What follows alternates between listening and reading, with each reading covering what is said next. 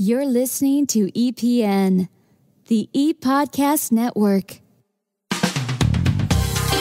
This is Enterprise Radio and your host, Eric Dye. This is Eric Dye, and once again, welcome to Enterprise Radio, your EPN channel for exclusive interviews with entrepreneurs, small business owners, and top executives who have experienced great success, as well as the sharing of their latest creations, products, and or services that can help you build your business, leading to business success. Today, once again, we are speaking with Seena Sharp, founder of the first competitive intelligence firm in the U.S., Sharp Market Intelligence. Seena is the go-to person when you need information and solid evidence about competitors, customers, distribution channels, the industry, products, services for the best decision the first time. Seena, welcome to Enterprise Radio. Thanks so much, Eric. Great to be back with you again. It certainly is good to have you back. So first of all, leading right in, we hear a lot about millennials. Who are they and why are they important to business? Right. Great question, because this is a group that people don't know much about, except to say, if they're not a millennial, they'll say, oh, well, they're annoying, they're entitled, and they generally describe them in negative terms. And they really don't know much about them and how crucial they are to their business success and growth. The reason they're so important is that they are the largest group in the U.S. in terms of population, even bigger than the boomers. By the way, they're also known by the term Gen Y, so those are used interchangeably. If you remember, boomers changed everything as they moved into the next phase of their lives, whether it was business and personal. And the same will be true with the millennials because they are so different from previous generations that they will have that impact, and they already are. They're shaping the future, and that's where we're all going to be living and selling. So more importantly, we have to pay attention because they're your customers, your employees, your vendors, and the thing to really pay attention to, they're influencers, so that their influence goes way beyond millennials and way beyond their numbers and impacts all of us. And these characteristics are global. Doesn't just apply to the U.S., it applies to Asia, it applies to Europe, South America, and it applies to almost all countries. There may be some slight differences, but generally speaking, the impact and the characteristics are pretty similar country by country. You say they're different from previous generations. How are they different in the workplace? Really, in so many ways. First of all, they are determined not to work the kind of crazy hours that they see their parents, their neighbors, their older brothers and sisters working. They don't want to work more than 40 hours. You're very lucky if you can even get them to work 50 hours in very select cases. And it's already impacting the workplace. We see even places like Wall Street and some law firms who insist on their new hires working 80-hour weeks, that now they're saying to them, well, you can have the weekend off, and that's considered a big deal in those very high-stress jobs. But the thing is that other companies are recognizing that they're not going to be able to get them to be staying in the office until 6, 7, 8 o'clock. They passionately believe in a work-life balance, and if anyone is going to change that for all of us, this is the group that will do it, and that's a very good thing. How else are they different in the workplace? Well, they've been told all their lives how smart they were. They were told that from the time they were babies, when they were in school. They're always being told how smart they were. Accordingly, they expect to be promoted quickly. And by quickly, I'm talking about 3 months. They don't want to do menial work. Again, because they're so smart, they don't see why they should have to do that, what we've all had to do in our early days of work and maybe even still today. They only want to do important work. They don't take criticism well. What we consider a comment, they consider to be criticism and negative.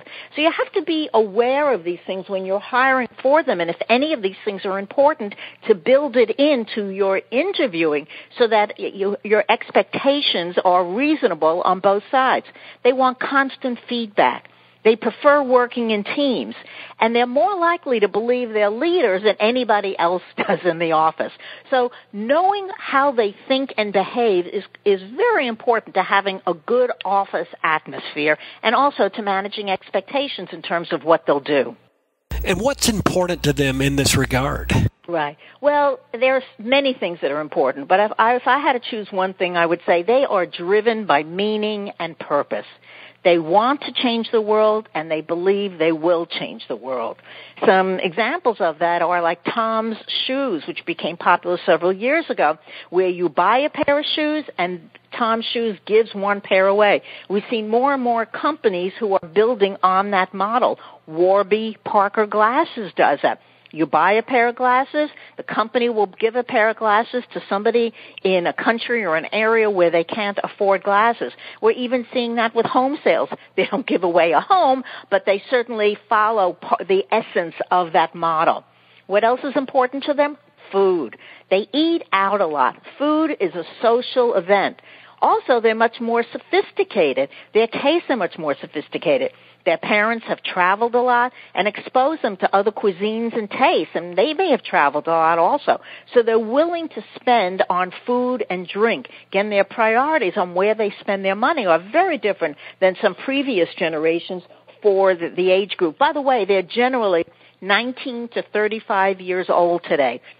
There's a little bit of wiggle room at each end of it, but that's generally where they are. So they're either in college or in the workforce, either early in the workforce or they have a little bit of experience.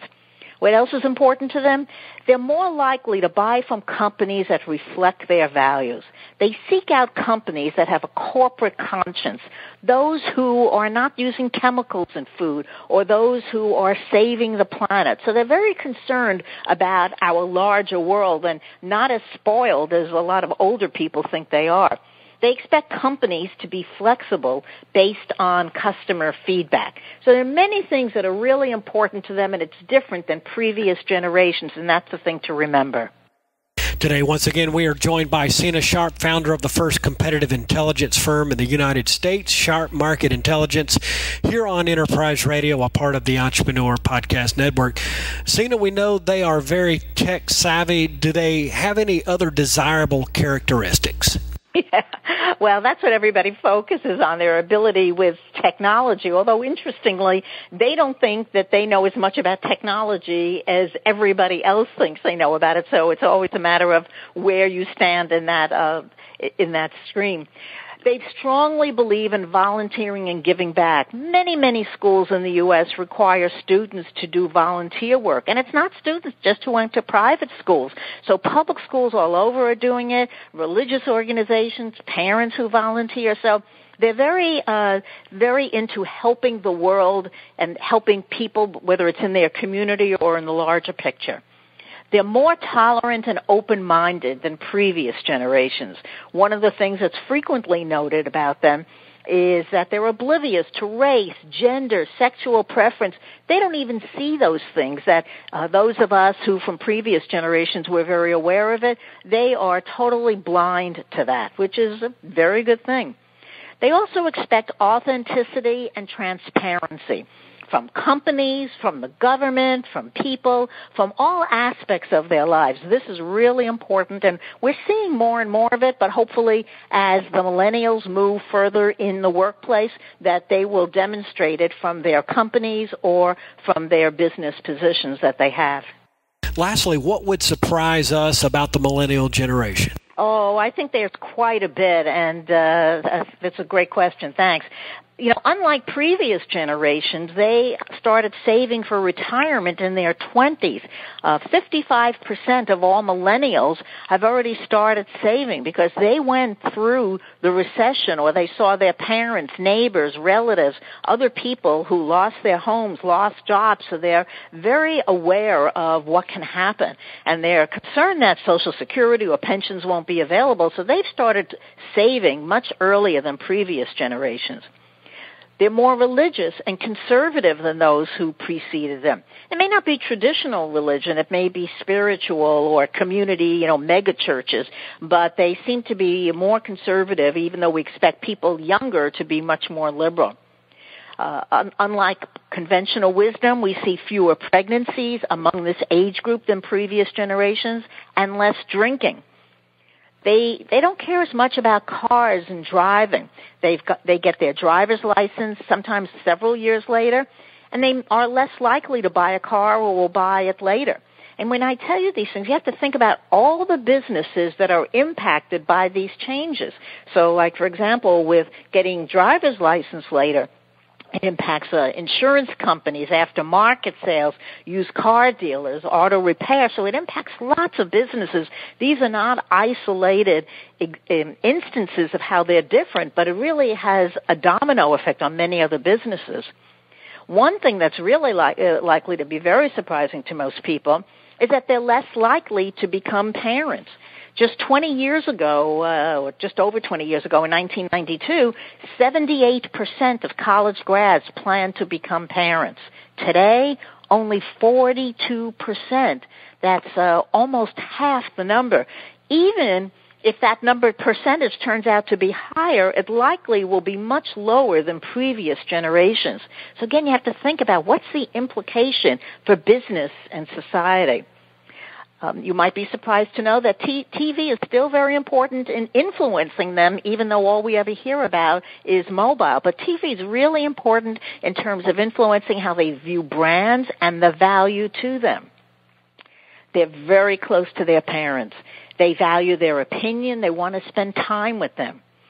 And they're not really as interested in status and money. So while they have obviously some interest in it, it's not quite the same as it used to be for younger people.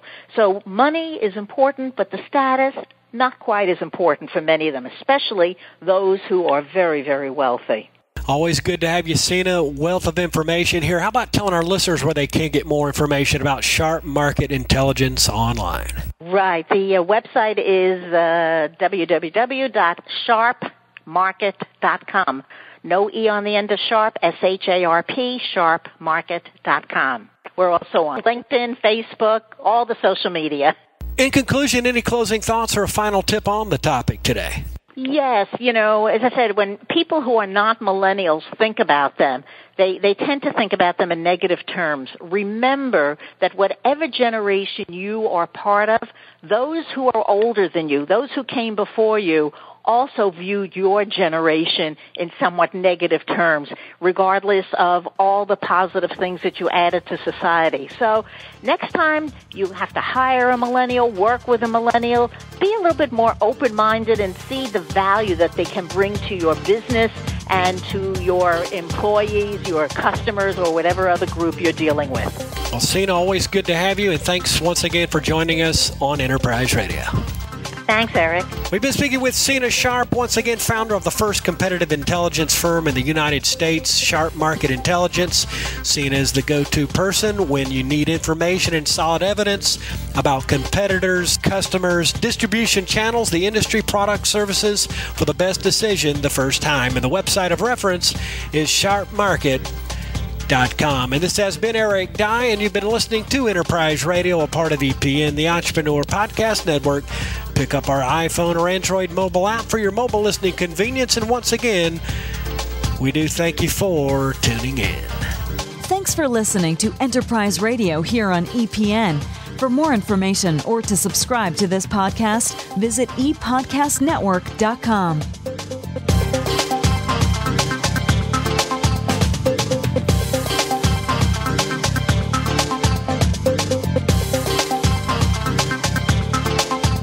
This is the ePodcast Network.